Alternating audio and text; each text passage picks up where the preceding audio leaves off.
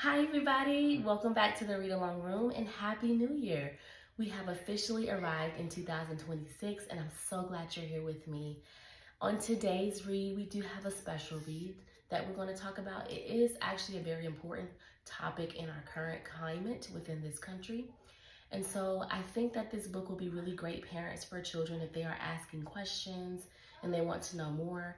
This is a very good book that is age appropriate to be able to explain things in a way that they understand.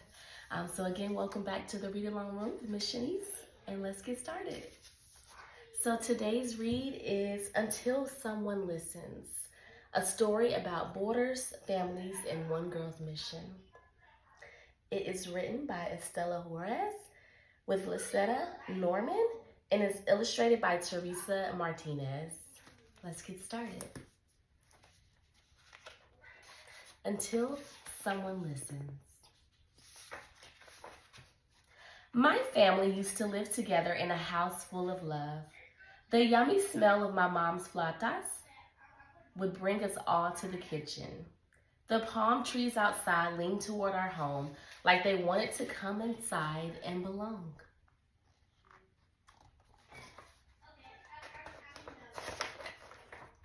My mom said I got my energy and curiosity from her. My older sister Pamela was more like my dad, calm and quiet as a sunset. I could count the words my dad said in a day on two hands, but his words were always warm, just like my sister's hugs. I had to go everywhere my mom went because I moved fast like a colibri, a hummingbird. As soon as I woke up, I would take off on a quest for answers. I knew I would find what I needed because just like my mom, I carried hope in my wings.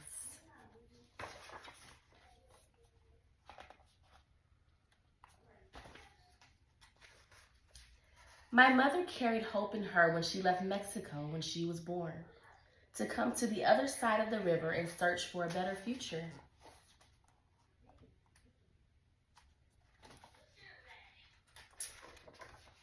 Even though she was young and alone in a new country, my mom was brave and determined to make a new life. She went to high school. She worked as a nanny and a waitress. She dreamed of becoming a lawyer one day.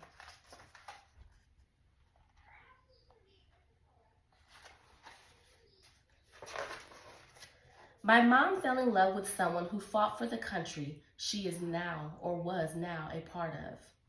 He was a United States Marine. A year after they married, my sister arrived.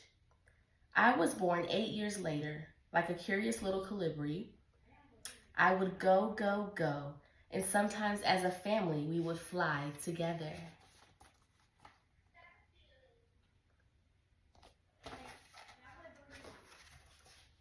When I was 4, a man from the government came to our house.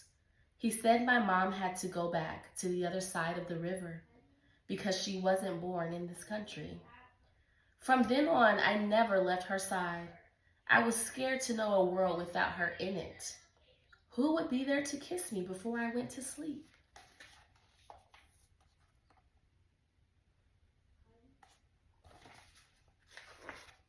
My mom and dad asked the government again and again to let her stay.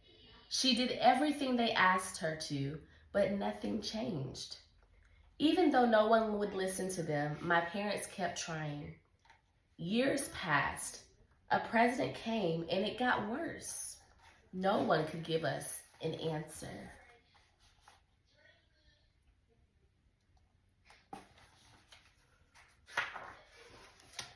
My mom began having nightmares about leaving us.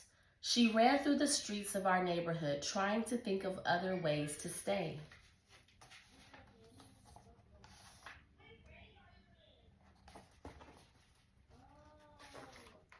Then, one August morning, that nightmare became real. It felt like someone ripped us in half.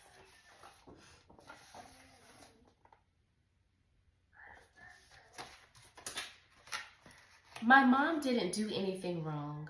She was just born somewhere else. See, some see people like my mom as ugly weeds that need to be plucked out of the dirt. But they're not weeds. They're wildflowers, all with pretty shapes and colors, each one a different kind of beauty.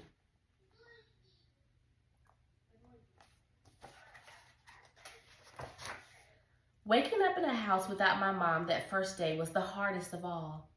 My sister gave me extra hugs and kisses at night. My dad promised we'll all be together soon. But soon wouldn't come soon enough. Until then, I was a cloud, a gloomy cloud that sits and stays.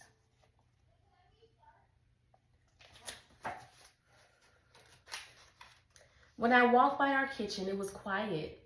There was no smell of her flautas, no sound of her singing. I missed the feel of my mother's arms around me, her scent, her love. Families should end up how they started, together.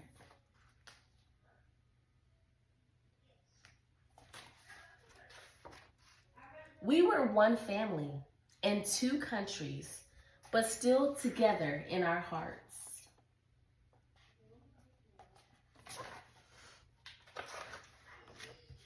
At home, my dad and Pamela made me strong enough to fly far. Since my mom couldn't come home, my parents decided I would go live with her for a while. Excuse me.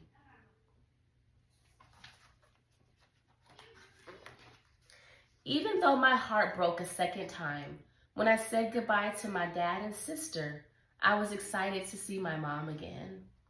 But I shouldn't have had to leave my own country just to see her. It wasn't fair. I knew I had to do something. At first I read, then I wrote and wrote. It was all I could think to do. I turned what I wrote in my diary into a letter to Congress. I wrote a letter to the president. I wrote letters to newspapers, to anyone who could help, anyone who would listen. When I had to leave my mom again, my quest for answers became more important than ever. I discovered my words have power. My voice has power too.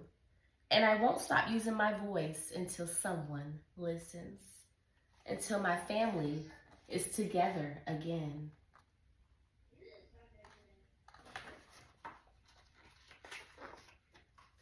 Every time I see a hummingbird, I feel my mom near. I imagine her running through the streets of Yucatan, wishing she was a colibri. Flying back to me, flying back to us. And that was until someone listens. So again, parents, if you have a child that is asking questions, if they hear what is going on in our country and they are concerned or worried, if they have friends or loved ones that may be affected about what's going on in our country and our current climate, this is a good book to read to start with so that they can understand further and to give them some type of hope and reassurance as well. In the back, there is an author's note that you can read as well. It talks about their story, as this is a true story. Estela, Alejandro, and Pamela are all in the story. I won't give it away, but if you do get a chance to get the physical book, I think it's a great addition to read their personal story as well. Thank you so much for joining me for this amazing read. I hope you have a great week, and I'll see you next time. Bye.